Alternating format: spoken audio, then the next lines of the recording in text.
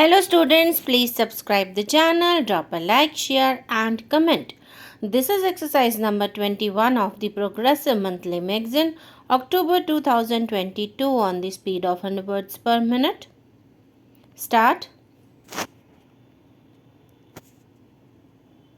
Sir, I would first like to congratulate you on the short presentation that you gave. Some of the pieces were extremely powerful and they go home very hard. It just shows what one can do if one puts one's energies in a particular direction, the right direction.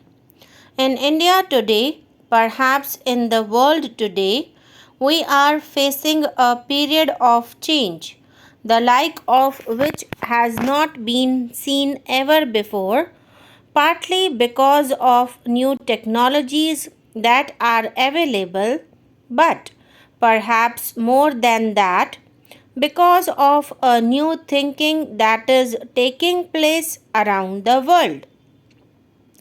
We are for the first time coming out of a mindset which really belongs to past centuries, a mindset which looks at human beings or the world divided up into boxes, into groups, like you just said, of Hindus, Muslims, Sikhs, Christians, and perhaps beyond that, into nations, into ethnic groups, into regions. For the first time, we have started looking at the world, looking at humanity as one integrated whole.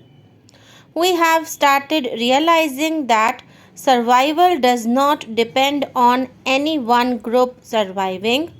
It depends on the survival of the whole of humanity. India has played a major role in bringing about this change in thinking. This has been part of our traditional thinking for thousands of years.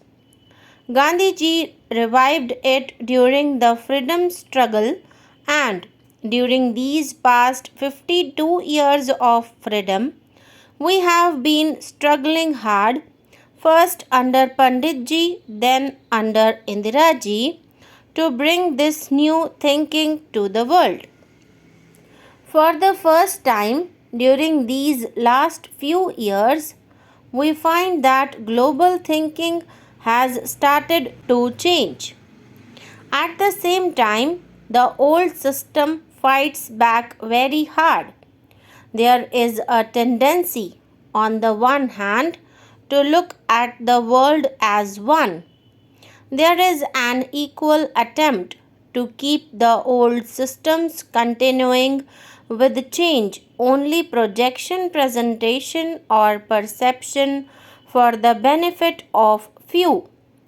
We got out of colonialism, but did exploitation end? It did not. The poorer countries, the weaker countries, still have a net outflow of wealth. The next phase seems to be getting into economic groups, which, in a sense, is no different. It's just a different form of exploitation. So we have to fight that as well. India has given the lead during the last 4 or 5 decades, and India will have to give the lead in the coming years also. But to give the lead, we need to do certain things at home. We need to be strong and clear in our minds about where we want to go. Our strength traditionally has been that we have always looked beyond the material into certain higher values, deeper values, perhaps spiritual values. We have looked beyond immediate gains. We have always tried to work for certain ideals. Today, this basic Indian thinking is coming under very severe attack, partially from you, because the real attack is from the materialistic attitude that is coming into our society. That is why I am glad to be with you here today to try and turn your attention not to just selling but also at building the nation that we want to build, projecting the ideas, the ethos of India across the world. For that, we need to first look within and see what we need to preserve and what the problems are and the difficulties in preserving it. The biggest attack on our traditional thinking, on our culture, on our civilization is from materialism, which is being brought in partly because of growth, development, because people have access to goods and facilities which they did not have access to earlier, because their incomes have grown, because their standards of living have gone up. The way India has grown during these past 8 or 9 years is well behind what we ever have expected. These problems are going to get compounded. I expect our growth rate to increase even more in the coming years.